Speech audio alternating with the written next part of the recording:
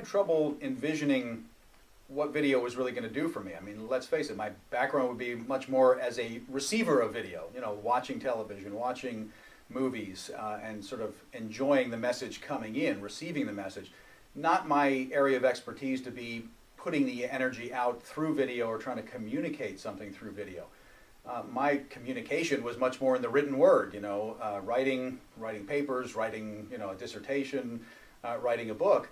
But video was just foreign territory that way. And so even just kind of picturing what I would want to try to convey or how I would present myself, you know, I'm not an actor, I don't have that kind of background, I don't have that kind of comfort being in the limelight that way. So that just was totally unclear to me in the beginning. Much more of a left brain kind of person, and you know, my fascination with the brain led to, you know, becoming a neuropsychologist. That just doesn't look sexy on camera. I just couldn't picture how you would communicate that and build a professional practice that way. So I had to figure that out and figure out how to create a visual image that could make sense as a way of communicating. I've always been a right-brained actor type, get up in front of the class. I wasn't the class clown. I wasn't always that creative, but acting and performing, I know that's hard for you to imagine as you're seeing me here, but I got my first camera, I think I was 5 years old. It was one of those Brownie cameras. I can remember handing the roll of film to my mother after taking all these motel doors and clouds. And I got my first economics lesson when she said, "Where's the money to pay for it to be developed?" I didn't know why they didn't just jump right out of the camera.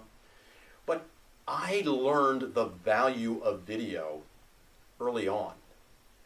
What is the value of video? If you're halfway around the world fighting in a war and your child is born and that message is sent to you on video, what is it like if a disease is about to take your life and you give your last talk in front of a packed auditorium and you can leave that video for your wife and children? And as a kid, I watched the landing on the moon and taking the first step on the moon. We'll always remember that. That is so ingrained in our brain. Why? Because of the video that we had there. And how about your favorite sports team? Last night, that goal, that basket, that hit, that run. How important is that? It's nowhere near the same if you just are told what the statistics are of the game. Seeing it, you feel like you're there, you're living it again.